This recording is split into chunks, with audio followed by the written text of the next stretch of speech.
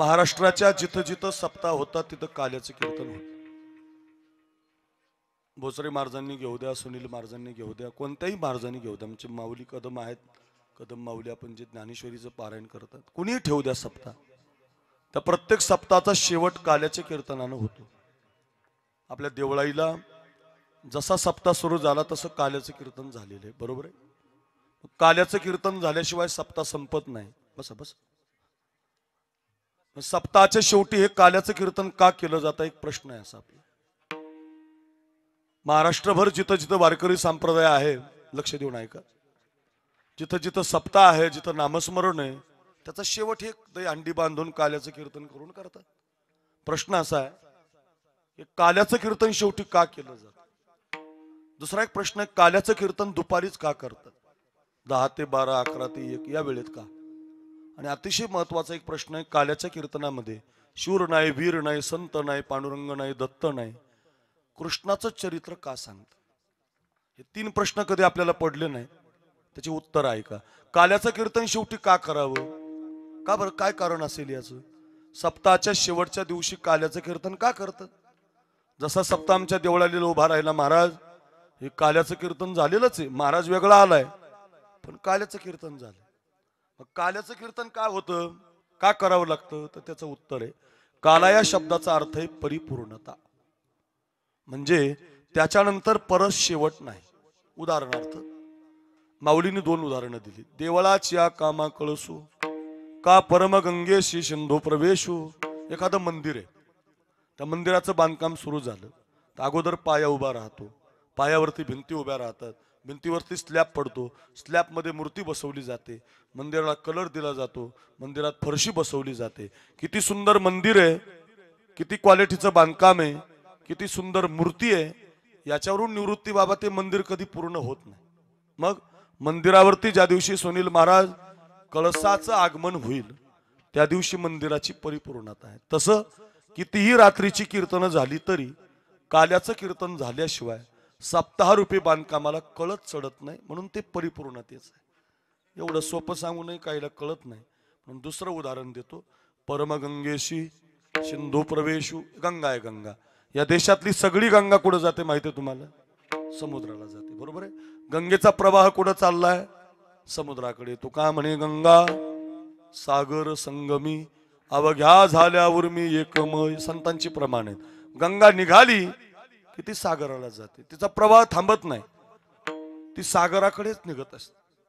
आता तुम्ही या मुली कीर्तनाला बसलेल्या आहे, आपण शाळेमध्ये जात होतो, आता अजूनही काही जातात, काही गेलेले असतात, काही जाणार. आपण शाळेमध्ये गेलो की पूर्वीची जी शाळा असायची जिल्हा परिषदची असायची, निवृत्ती महाराज काय, श्रीमंत काय, गरीब काय, महाराज काय, नगरसेवक काय, आमदार काय, सगळ्याची पोरं जिल्हा परिषदलाच असायची. त्यामुळे शिक्षण चांगलं होतं, सगळ्याला असायचं. आता हे पैसे वाढल्यामुळं, प्लॉटिंगला भाव आल्यामुळं, हायवे गेल्यामुळं ज्याच्या त्याचे पैसे वाढले प्रत्येकाचे, त्यामुळे आता क्वालिटी बिघडली. कोणी CBSEला, कोणी अमक्या केंद्रात, कोणी तमक्या केंद्रात. शाळा आता वेगवेगळ्या प्रकारच्या झाल्या, ख्रिश्चनाच्या आल्या, मुस्लिमांच्या आल्या, आपल्या हिंदूच्या आल्या, वेगवेगळी शाळा झाली. पूर्वी तसं नसायचं, सगळा वर्ग जिल्हा परिषदचा भरायचा. 25 मुली या बाजूने बसायच्या, 25 मुलं या बाजूने बसायची. गुरुजी वर्गामध्ये आले, पूर्वीचा गुरुजी पण लई गोड होता, त्याच्या नावातच ताकद होती. गुरुजी आला म्हणूस तर पोरगा गोट्याचा खेळ सोडून वर्गात बसायचा. आता गुरुजीलाच पोरं गोट्या फेकून आणतात.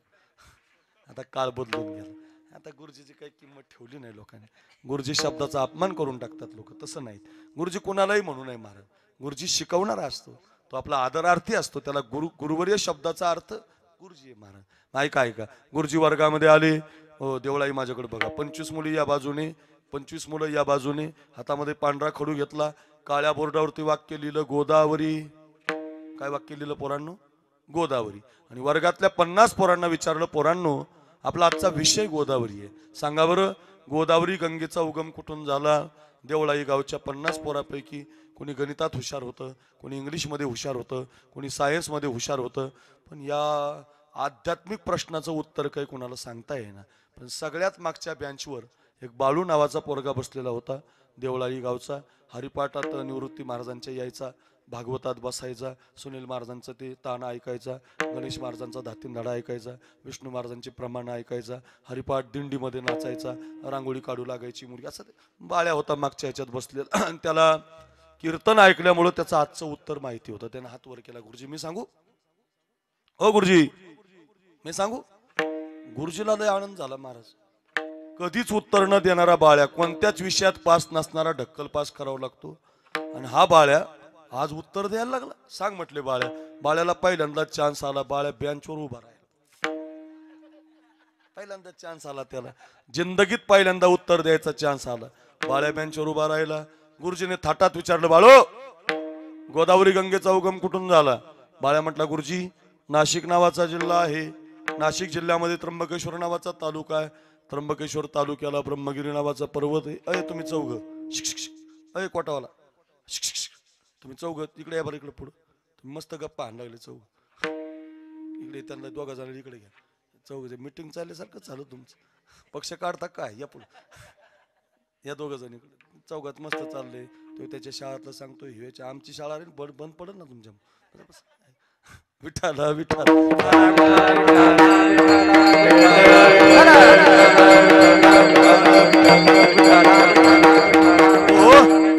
बाळाला पहिल्यांदा चान्स आले, त्याने उत्तर दिलं, गुरुजी महाराष्ट्रामध्ये नाशिक नावाचा जिल्हा आहे, ऐका, नाशिक जिल्ह्यामध्ये त्र्यंबकेश्वर तालुका आहे, त्र्यंबकेश्वर तालुक्याला ब्रह्मगिरी नावाचा पर्वत आहे, आणि ब्रह्मगिरी पर्वतावरून गोदावरी गंगेचा उगम झाला. शाबास बाळू, वा रे वा बाळू, क्या बात है बाळू, शाबास. सांग म्हटले गंगा पुढे कुठे गेली? गुरुजी साधा नव्हता, गुरुजी पक्का करून घेणार. पुढे कुठे गेली? बाळ्या कमी नव्हता, देवळायचा होता. बाळ्या म्हटलं, गुरुजी जशी गंगा ब्रह्मगिरी पर्वतावर निघाली तशी ती गंगा कुशावर्त नावाच्या कुंडात आली. शाबास बाळू, वा रे वा बाळू, क्या बात है बाळू. पुढं म्हटलं कुशावर्त नावाच्या कुंडातून निघाली, गंगापूरच्या धरणात गेली. पुढं गंगापूरच्या धरणातून नाशिकच्या रामकुंडात आली. पुढं म्हटले नांदूर बद्धेश्वरला गेली. पुढं कोपरगावला गेली. पुढं वैजापूर गंगापूर मार्गे हळूहळू 2-4 तालुक्याला पाणी देत श्री क्षेत्र पैठणला नाथसागरापर्यंत पोहोचली. पुढं बाळूच्या लक्षात आलं, गुरुजी काही थांबायच्या अंदाजात नाही. पुढं कुठं गेली, पुढं कुठं गेली, पुढं कुठं गेली. गावं काही संपायची नाही, धरणं काही आटपायचे नाही, काला काही व्हायचा नाही. बाळ्यानं आता शेवटचं उत्तर दिलं गुरुजीला. बाळू म्हटला, गुरुजी या कुंडातून त्या कुंडात गेली राहू द्या, या गावातून त्या गावात गेली राहू द्या, या धरणातून त्या धरणात गेली राहू द्या. पैठणच्या नाथसागरातून गंगा निघाली, संभाजीनगर शहराला, पुढे आमच्या गेवराई तालुक्याला, बीड जिल्ह्याला, परभणी जिल्ह्याला, नांदेड जिल्ह्याला, मराठवाड्याला पाणी देत देत देत देत एकदाची समुद्राला जाऊन मिळाली. आता बाळूनं उत्तरच ठेवलं नाही. याला म्हणायचं परिपूर्ण उत्तर. काय उत्तर दिलं? इथून तिथं गेली राहू द्या, आता जशी निघाली तशी समुद्राला जाऊन गुरुजी गंगा मिळाली. गुरुजी जरा पुढच्याच घरातला होता, निवृत्ती बाबा. गुरुजीने विचारलंच बाबा बाळ्याला, गंगा समुद्रात गेली? म्हटलं हो. मग पुढं कुठं गेली? आता कशा पुढं कुठं गेल्यावर ते म्हटले तुमच्या डोंबल्यात गेले. तसंच येते, गंगा एकदा सागराला मिळाली, तिचं जीवन जसं परिपूर्ण आहे तसं काल्याचं कीर्तन झालं. सप्ताह परिपूर्ण आहे, भागवत परिपूर्ण आहे, रामायण परिपूर्ण आहे, म्हणून परिपूर्णतेचं कीर्तन आहे. शेवटचं काल्याचं. कळालं उत्तर? कळालं. दुसरा प्रश्न होता, काल्याचं कीर्तन दुपारी का? 11 ते 1, 10 ते 12, 10:30 ते 12:30 का बरं या वेळात? रोज रात्री केली हेच सकाळी का? भगवान कृष्णाने जो यमुनेच्या तीरावर जो काला वाटला, जो काला दिला, तो दुपारी दिला, दुपारी. म्हणून त्याची प्रतिकात्मक बुद्धी आपण दुपारी वापरतो. संप्रदायाने त्याला बंधनं घातली, दुपारी काला करा. आणि अतिशय महत्वाचा प्रश्न, काल्याच्या कीर्तनामध्ये चरित्र ते उच्चारावे, केले देवे गोकुळी, गायीन तेला चरित्र पवाडे, राखिल्या सवंगड्या सहित गायी. आजच्या दिवशी गायी, कृष्ण, गोपाळ, चोऱ्या हे का सांगायचं? तर त्याचं उत्तर आहे, काला जसा परिपूर्णतेचा आहे तसा परिपूर्णतम देव भगवान कृष्ण आहे. बाई तुझा लाडका कान्हा, फुलाचं गोड वाटी, बाई तुझा लाडका कान्हा, फुलाचं गोड वाटी, बाई तुझा लाडका कान्हा, फुलाचं गोड वाटी, बाई तुझा लाडका कान्हा, फुलाचं गोड वाटी, बाई तुझा लाडका कान्हा, फुलाचं गोड वाटी, बाई तुझा लाडका कान्हा, फुलाचं गोड वाटे. शाबाश. बाई तुझा लाडका काका फुलाच गोड वाटे. ओ बाई तुझा लाडका काका फुलाच गोड वाटे.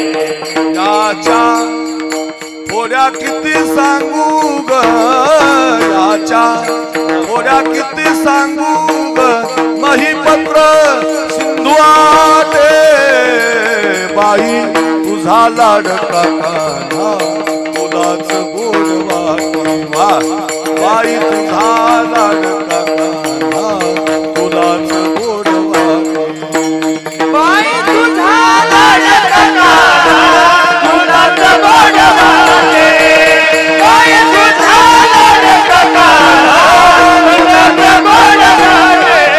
फुलाच गोड वाटे. काय चाल आहे, काय अर्थ भरीत आहे महाराज.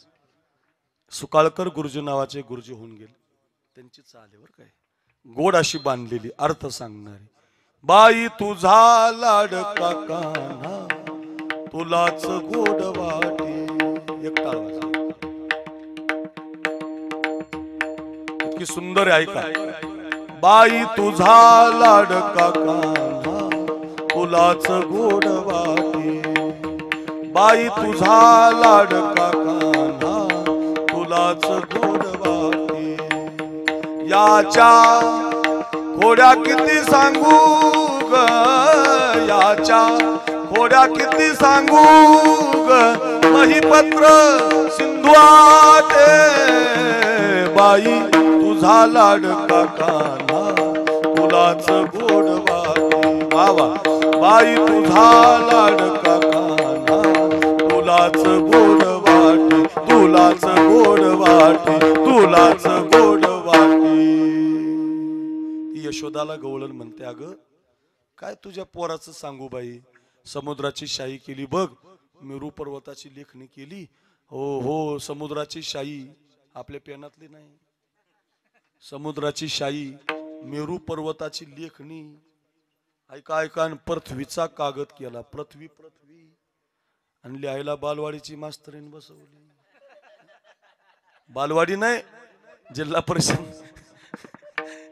या जगाच्या विद्याची देवता सरस्वती माता. असदगिरी समस्यात कंचदम सिंधू पात्रे, सुरतुरवरु शाखा लेखनी पत्र मुर्वी.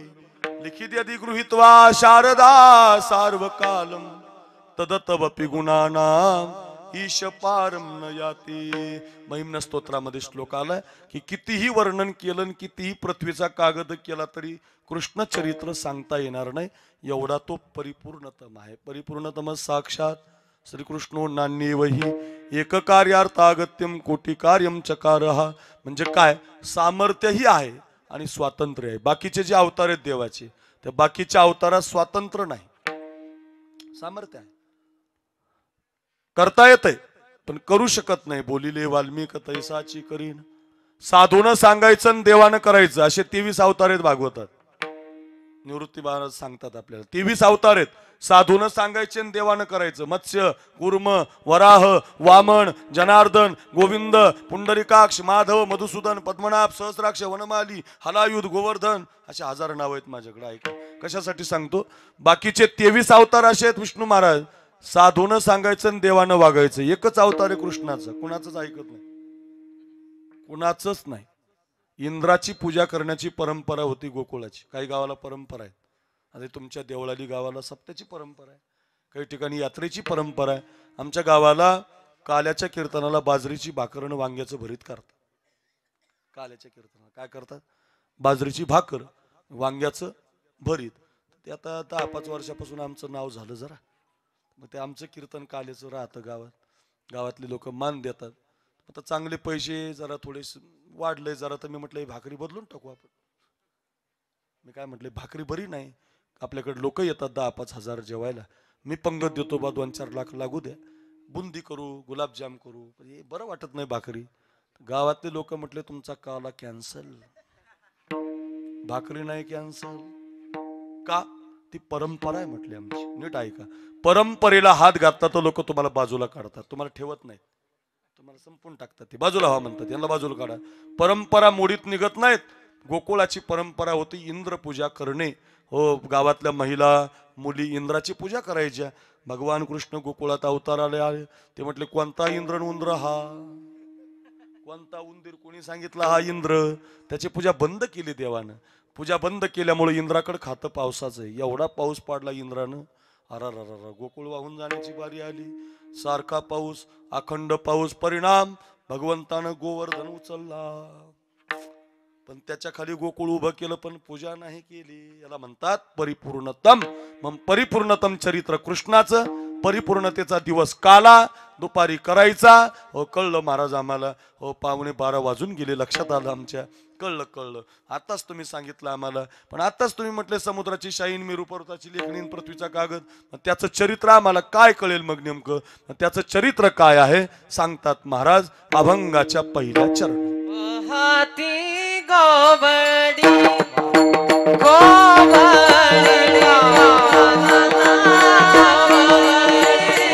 पाहता